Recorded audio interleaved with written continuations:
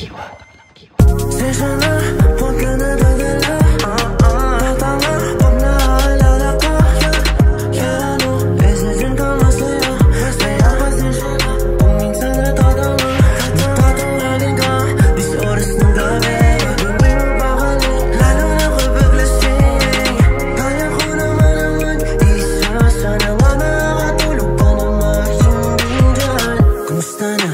Langis lang, ganun pa rin. Ilang taon na rin nang lumipas, pero minsan ikaw ba rin? Madalas pa kayong mag-away tulad ng tayong dalawa? O baka tayo lang ganun kasi nga magkaibang timpla? Matagal-tagal din nating tiniis yung ganung sitwasyon. Mapakalsada ba'y o kahit pa na may okasyon? Mas naman na yung lungkot, minsan na lang sumaya. Nagkasundo lang tayo nung nagkanya-kanya na. Siyempre, nangihinayang din ang konti, kasi yung mga plano natin di nangyari. Walang tiwala tas masyado ring naging kampante. Kailangan pang ipaalalang kampi natin ng isa't isa. Sigurado kung hindi tayo ganito nag-umpisa, pero nga nangyari na. Sana di ka na malungkot, sana lagi kang masaya. Mga kulang sa'kin dati, sana nasa kanya na. Sensya na, huwag ka na dadala. Tama pag naaalala ka. Yeah, ano, isa dyan kang masaya.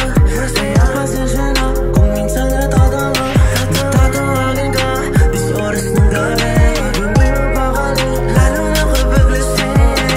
Kaya ko naman ang mag-isa. Sana nga nakakatulog ka na mahimbing dyan. Pasensya na kung minsan natatawagan kita, hindi lang matiis, lalo na pa nag-iisa. Pag tinanong niya kung sino ka mo, di mo kilala. Naglasing para makalimot, pero lalo kang naalala. Di naman intensyong manggulo, saglit lang ako. Talagang may mga katanungan lang sa isip ko. Anong lagay mo kaya? Nagkagampanan pa ba niya? Mga bagay ko saan ako yung pumalya? Mga di ko nagawa, kaya nga tinigil ko na. Kaya pinalaya ka na. Nagpapakalma ka ba niya? Pagkalaban ng iyong utak, pag ang sarili di nakilala. Pero salamat pa rin sa lahat, di na rin mahalaga. Ganun talaga, tanggap ko namang hindi tayo para sa isa't isa. Naging totoo naman ako mula nung umpisa, pero